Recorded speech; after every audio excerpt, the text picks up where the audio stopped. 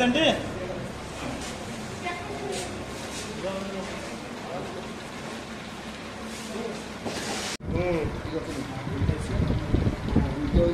কিছু বছর করে নাইট ট্রেনের 3টা 100 এই দিয়ে দিতে হবে আর আইবো নি তো আচ্ছা আচ্ছা ইয়া না নিউজতে বলেতে এটা আইবো নি এটা আর কই বলি আমি গেছি না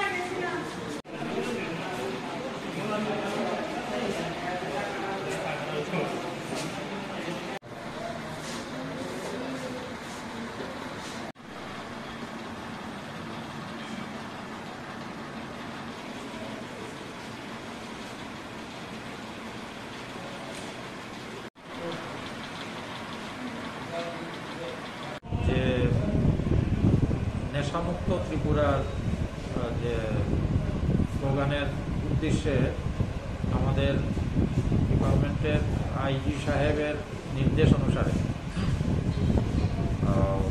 আজকে আমরা একটা স্পেশাল চেকিং সারা ত্রিপুরা রাজ্যব্যাপী এটা চলছে।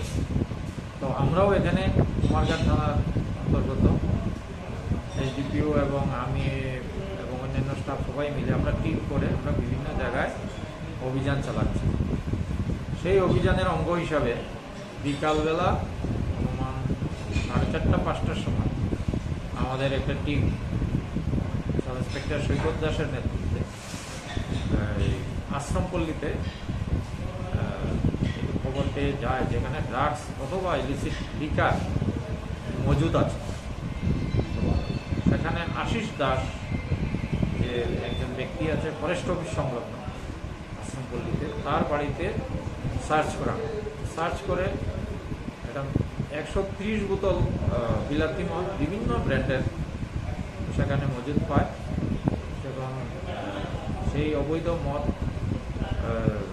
মজুদ করার অপরাধে সেই আশিস দাসকে গ্রেপ্তার করে আনে আর মদগুলো সিজ করা হয়। তো সেখানে অবশ্য কোনো আমরা ড্রাগস পাইনি, তাকে আমরা এখানে এনেছি এবং এটা সিজার করে তার বিরুদ্ধে আমরা যথারীতি কেস পাঠিয়ে দেব। যার মূল্য কমপক্ষে 30,000 টাকা হবে।